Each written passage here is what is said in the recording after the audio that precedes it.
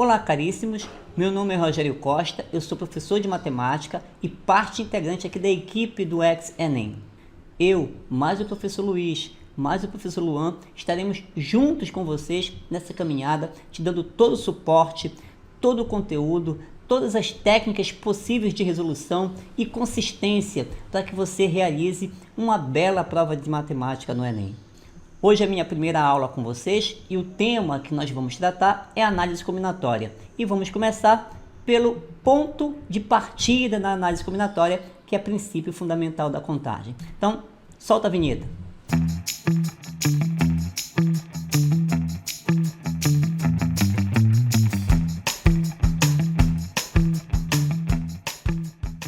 Então vamos dar início ao nosso curso de análise combinatória.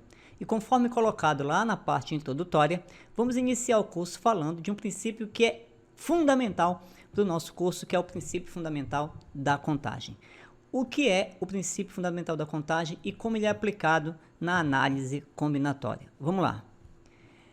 O princípio fundamental da contagem diz o seguinte: se um acontecimento pode ocorrer por várias etapas sucessivas e independentes, de tal modo que ele possa ser dividido em possibilidades parciais de solução, por exemplo, P1 seria o número de possibilidades de eu construir a primeira etapa de um processo, P2 a segunda etapa do mesmo processo, P3 a terceira etapa e assim sucessivamente.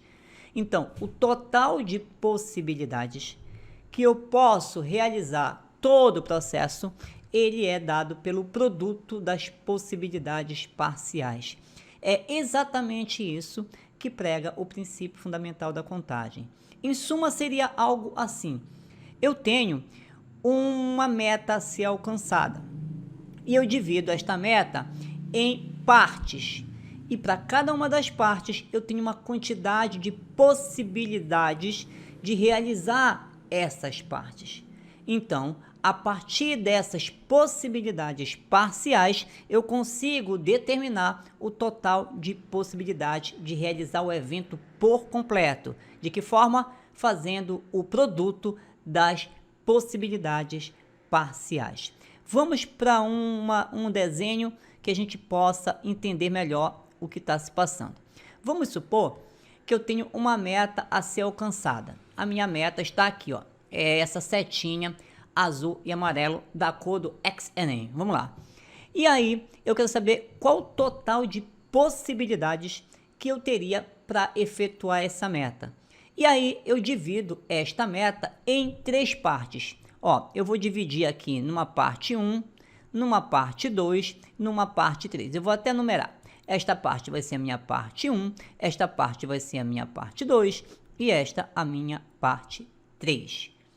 E aí vem a pergunta: de quantas formas possíveis eu posso realizar esta meta, considerando que eu tenho conhecimento das possibilidades de cada uma dessas partes, para ser mais preciso, da quantidade de possibilidade para cada uma dessas partes. Por exemplo, vamos supor que eu tenha 4 possibilidades para realizar a primeira parte, 3 possibilidades para realizar a segunda parte e 2 possibilidades para realizar a última parte.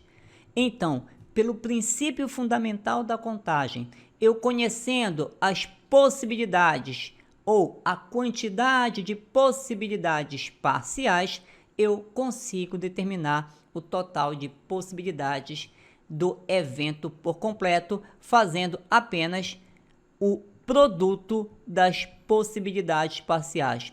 Ora, eu tenho 4 possibilidades na primeira etapa, 3 na segunda, 2 na terceira, então eu concluo que este evento terá 24 maneiras de serem realizados, né? Terá 24 maneiras de ser realizado. Então, a partir desta análise do princípio fundamental da contagem, eu posso solucionar inúmeras questões de análise combinatória. É o que a gente vai ver através de exercícios, indo gradativamente elevando o nível de cada exercício, aplicando o princípio fundamental da contagem. Essa é a nossa aula de hoje. Vamos lá. Estou trazendo aqui um exemplo muito simples. que a gente pode aplicar o princípio fundamental da contagem e resolver de maneira bem tranquila a questão. Vamos para ela. João vai a um restaurante disposto a comer um só prato de carne e uma só sobremesa. O cardápio oferece 8 pratos distintos de carne e 5 pratos diferentes de sobremesa. De quantas formas pode o homem fazer sua refeição? Então vamos pegar esta meta e calcular o total de possibilidades dividindo em etapas. A primeira parte seria, ele quer um prato de carne. Quantas possibilidades ele teria para um prato de carne? O texto afirma que ele tem 8 pratos distintos de carne. Então vamos colocar aqui, 8 pratos distintos. E quantas possibilidades de sobremesa? O texto menciona que ele tem 5 pratos diferentes de sobremesa. Então eu tenho 5 possibilidades de opções de carne e, aliás, 8 possibilidades de carne e 5 possibilidades de sobremesa. Logo, aplicando o princípio fundamental da contagem, o total de possibilidades que ele tem para fazer sua refeição é o produto das possibilidades parciais. Portanto, ele teria 8 vezes 5, ele teria 40 maneiras distintas de fazer esta refeição, utilizando um prato de carne e uma sobremesa. Ok? Entendido? Muito tranquilo a aplicação do princípio fundamental da contagem. É o que eu disse, a gente vai graduando em nível o exercício. Vamos fazer um degrau acima do que a gente fez agora. Nesse exemplo número 2, apesar da figura estar bem simplificada, dá para entender o que se pede na questão. De quantas maneiras você pode ir da cidade X até a cidade Y? Então está aqui a cidade X, olha só, bem aqui está a cidade X, e ele quer sair da cidade X e quer chegar até a cidade Y. Então, aqui na cidade X, e ele quer chegar na cidade Y. Então, a meta é esta, sair de X e chegar até a cidade Y. Vamos aplicar o princípio fundamental da contagem, lembrando que ao aplicar eu vou dividir em possibilidades parciais. E aí a gente vai olhar para a figura. Ora, ele estando na cidade X, ele pode chegar na cidade Y através de 2 caminhos. Ele pode ir para a cidade Y passando pela cidade A, ou ele pode chegar à cidade Y atravessando a cidade B. Então, olha só, ele pode chegar em Y passando por A, ou ele pode chegar em Y passando pela cidade B. E já sabemos que o ou traz ideia de união. Nós vamos, no curso mais avançado, quando chegarmos lá na parte relacionada à probabilidade, vamos ver isso, que o ou dá a ideia de união e, portanto, uma soma. Então, eu teria um total de possibilidade de sair de X e chegar em Y partindo ou passando pela cidade A, e também teria um total de possibilidades de sair de X em Y passando por B. O que nós vamos fazer? Calcular o total de possibilidade de X a Y passando por A e somar com a quantidade de possibilidades de sair de X a Y passando por B. Vamos dividir em etapas. Na primeira, eu quero sair de X, quero atravessar pela cidade A e aí sim chegar em Y. E agora nós vamos aplicar neste trajeto de sair da cidade X e chegar à cidade Y passando por A, aplicar o princípio fundamental da contagem, que diz que o total de possibilidade de um evento é o produto das possibilidades parciais. Quantas possibilidades eu teria para sair da cidade X e chegar em A? Veja bem, eu só quero sair de X e chegar em A. Então vamos olhar a quantidade de estradas. Eu tenho 1, 2 estradas, 3. Então eu tenho 3 caminhos que me levam de X até A. E de A até Y? 1, 2, 3, 4, 5. Então, de A até Y, eu tenho 5. Aplicando agora o princípio fundamental da contagem, quantas possibilidades, vamos chamar de P1, vou chamar de PA, para dizer que são possibilidades passando pela cidade A. Então, quantas possibilidades eu teria? Produto das possibilidades parciais.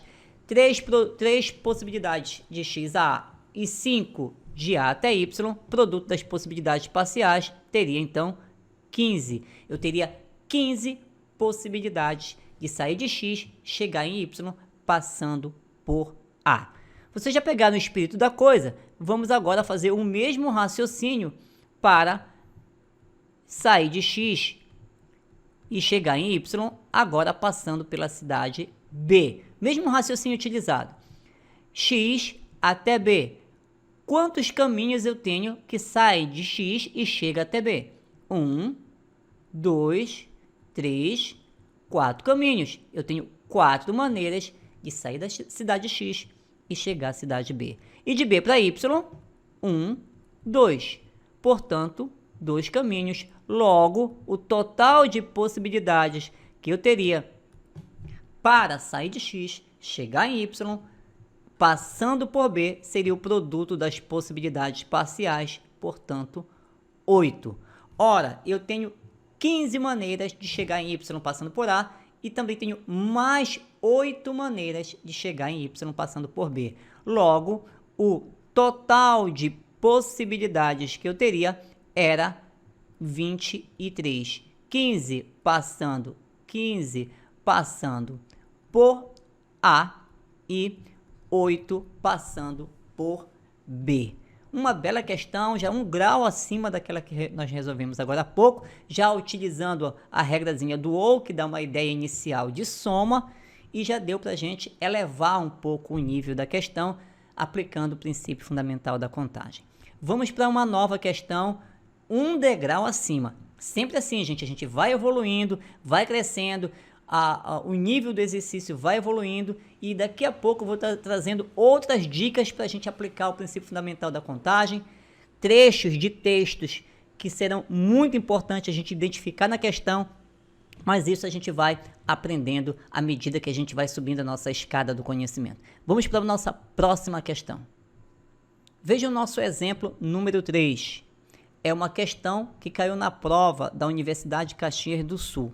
Já é uma questão um pouco mais encorpada, ela já tem um outro contexto, mas simples de ser resolvida quando a gente aplica o princípio fundamental da contagem. Vamos a ela.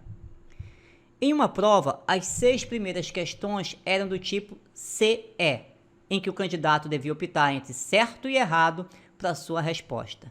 Nas outras 4 questões, o candidato devia escolher entre 3 alternativas a verdadeira. Quantas sequências de respostas são possíveis na resolução da prova? Bom, antes da gente começar a aplicar o princípio fundamental da contagem para resolver essa questão, eu quero que vocês deem uma visitada lá na nossa parte que tem no vídeo de dicas do Ex-ENEM. Eu faço um comentário sobre questões matemáticas puramente textuais. Eu vou fazer um breve resumo aqui, mas se vocês quiserem, essa dica muito show, é uma dica excelente para quem tem essa dificuldade em interpretar questões de prova. É uma dica muito boa que eu coloquei lá no nosso vídeo de dicas do Ex-ENEM. Mas eu vou dar uma deixa aqui do que eu estou me referindo. Quando você pegar uma questão de prova que ela for puramente textual, ela não traz imagem, ela não traz figura, ela não traz nenhum ícone, nada. A questão ela é puramente textual. E o que eu estou falando aqui não serve apenas para análise combinatória, serve para qualquer tema da matemática. E mais, serve para qualquer matéria, não só matemática.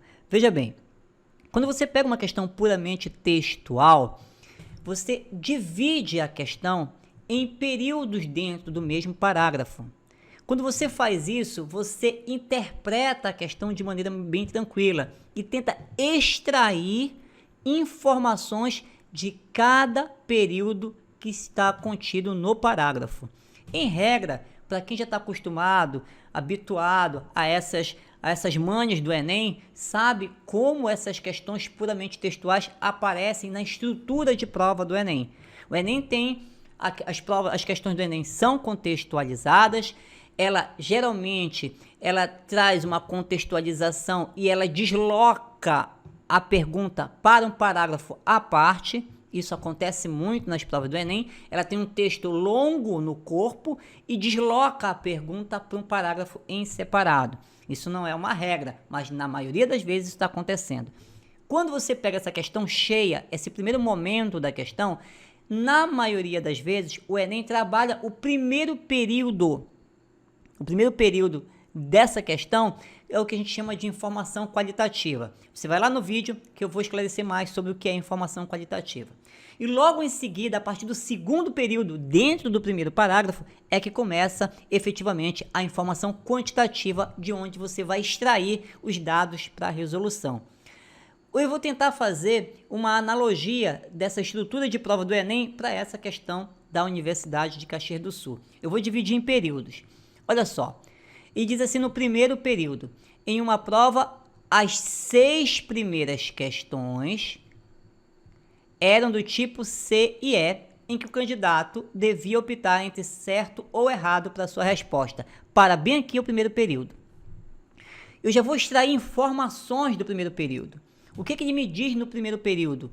Que a primeira parte da prova, ela é composta por 6 questões. A primeira parte da prova é composta por 1, 2, 3, 4, 5, 6 questões. E cada uma dessas questões, eu só tenho 2 caminhos, eu só tenho 2 possibilidades parciais. Ou eu marco certo, ou eu marco errado. Então, quantas possibilidades eu teria para a primeira questão? 2. Ou ela está certa, ou ela está errada. Quantas possibilidades para a segunda? 2. Para a terceira, 2. As 6 primeiras, eu só tenho 2 possibilidades. Então, qual o total de possibilidades que eu teria para resolver a primeira parte da prova? Produto das possibilidades parciais. Só que a prova não é composta só dessa primeira parte. Ela tem uma segunda parte. E aí a gente vai invadir o segundo período. Nas outras 4 questões, a prova tem 10. Nas outras 4 questões, o candidato devia escolher entre 3 alternativas a verdadeira. Então, o que eu tenho no segundo período? No segundo período, eu tenho o esclarecimento da segunda parte da prova, aonde ela é composta de 4 questões. E eu tenho 3 possibilidades de alternativa e eu tenho que cravar a verdadeira. Ora, então quantas possibilidades em cada uma dessas 4 questões, que seriam a 7ª, a 8ª, a 9ª e a 10ª, quantas possibilidades eu teria em cada uma delas de cravar a resposta verdadeira? 3. Ele está me dizendo que são 3 alternativas. Então, eu teria 3 possibilidades de marcar a 7ª, 3 possibilidades de marcar a 8ª, 3 possibilidades de marcar a 9ª e 3 possibilidades de marcar a 10ª. Agora, a gente vai aplicar o princípio fundamental da contagem no seu todo. Lembra? Diferentemente do que aconteceu na questão há pouco, na questão da estrada, de sair da cidade X para a cidade Y, lá a gente trabalhou a ideia de união, de soma, por quê? Porque eu poderia sair da cidade X e chegar na cidade Y. Eu poderia fazer isso indo por A ou indo por B. Daí a ideia da união e de soma. Aqui, não. Eu não tenho a opção de fazer a primeira parte da prova ou a segunda. Não. Eu tenho que fazer a primeira parte da prova e a segunda parte da prova. A prova é composta de 2 momentos e eu tenho que resolver a primeira parte e a segunda parte. Então aqui é produto direto mesmo. Vamos aplicar o princípio fundamental da contagem na primeira parte da prova. 2 vezes 2 vezes 2 vezes 2, 6 vezes, então eu teria 2 elevado à 6ª possibilidade. E agora eu vou partir para fazer a segunda parte da prova. Então, de quantas possibilidades eu teria para fazer a segunda parte da prova? 3 vezes 3 vezes 3 vezes 3. 3 a 4ª. Totalizando, total de possibilidades para eu realizar a prova inteira produto das possibilidades parciais. 2 elevado à sexta, possibilidade da primeira parte da prova. 3 elevado à quarta, para resolver a segunda parte da prova, letra E. Gabaritada a questão da Universidade de Caxias do Sul, ok? Vamos para a nossa última questão da videoaula de hoje. E vamos encerrar a videoaula de hoje com o exemplo número 4, que é uma questão da prova da Universidade Federal de Juiz de Fora. Uma empresa escolherá um chefe para cada uma de suas repartições A e B. Cada chefe deve ser escolhido entre os funcionários das respectivas repartições e não devem ser ambos do mesmo sexo. Abaixo é apresentado o quadro de funcionários das repartições A e B. De quantas maneiras é possível ocupar esses 2 cargos? Então vamos fazer uma análise técnica da questão. Textualmente falando, a questão no primeiro período é qualitativo. Ele só faz uma explicação para que você se contextualize do que esteja ocorrendo. Ele diz assim: a empresa vai escolher um chefe, um para cada uma das repartições A e B, e estabelece uma condição que é primordial para o entendimento da questão. Ele vai escolher um chefe para a repartição A e vai escolher um chefe para a repartição B, mas coloca uma condição. Qual a condição que ele estabelece? Ele estabelece a condição de que não devem ser ambos do mesmo sexo. Ou seja, não podem ser nem 2 homens, nem 2 mulheres. Vamos trabalhar em cima desta condição. No segundo parágrafo, ele faz uma relação de texto com os dados através de uma tabela, onde ele nos mostra a quantidade de homens e mulheres em cada uma das repartições. E o último é a pergunta da prova. Então vamos lá para resolver a questão. Eu montei um esqueminha aqui que vai tornar a resolução bem fácil de ser entendida. A condição da questão estabelece que eu tenho que escolher um chefe para cada repartição e não pode ser do mesmo sexo. Ou seja, me abre 2 possibilidades. Qual seja? Ou eu teria na repartição A chefa mulher e na B homem, ou ao contrário, na A eu teria chefe homem e na B chefa mulher. Então o que eu vou fazer é calcular o total de possibilidades de eu ter lá na repartição A chefa mulher e na B homem, e logo em seguida eu vou calcular o total de possibilidades de ter na repartição A chefe homem e na B mulher. Para cada uma das 2 situações, eu vou aplicar o princípio fundamental da contagem. Em resumo, como a condição da questão estabelece que eu tenho que ter 2 chefes, um em cada repartição, e que os sexos têm que ser distintos, abre-se 2 leques. Lá na A, chefa mulher, na B, homem, ou ao contrário. Lá na A, chefe homem, na B, chefa mulher. Vamos para a primeira hipótese. Vamos calcular o total de possibilidades, considerando que lá na repartição A, chefe vai ser mulher e na B, homem. Quantas possibilidades de eu escolher um chefe lá na repartição A e essa chefa ser mulher? A mulher está bem aqui, ó. A mulher, 4 possibilidades. Logo, lá no B, se eu escolher mulher para A, na B o chefe tem que ser homem. Na B o chefe tem que ser homem, então seria 3 possibilidades. Chefa da repartição A, mulher. 4. Chefe da repartição B, homem. 3. Total de possibilidades. 4 vezes 3, aplicando o princípio fundamental da contagem, eu teria 12 maneiras de ter chefe mulher na A, chefe homem na B. Mas poderia ser o contrário. Quantas possibilidades eu teria na repartição A de ter chefe homem? Então, lá no A, ter chefe homem, eu teria 6 possibilidades de ter chefe homem. E na B, ter chefa mulher, 7 possibilidades, totalizando 42, aplicando o princípio fundamental da contagem. Eu teria 42 possibilidades de ter homem chefiando a A, mulher chefiando a B. Logo, eu posso ter, então, um total de 54. Por quê? Porque eu posso ter na A chefa, mulher, e na B, homem, ou, ideia de soma, ter chefe homem na A, chefa mulher na B. Portanto, o total de possibilidades seria 54. 12 na primeira hipótese, 42 na segunda hipótese.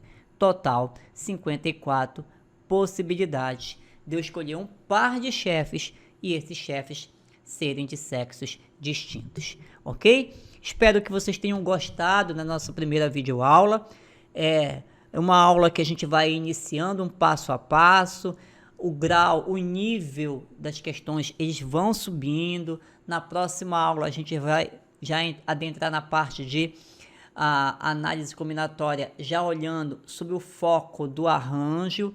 Depois nós vamos olhar as especificidades do arranjo, o arranjo simples, as permutações com repetição, os anagramas. E bem no finalzinho do pacote, depois que a gente encerrar também combinação, a gente vai fazer uma revisão geral, uma aula com um pacote lá, né, bem recheado de exercícios de altíssimo nível, para que a gente saia bem solidificado no entendimento desse curso de análise combinatória. Foi um enorme prazer estar com vocês nessa primeira aula. Aguardo vocês para a nossa segunda aula. Um abração e até o nosso próximo encontro.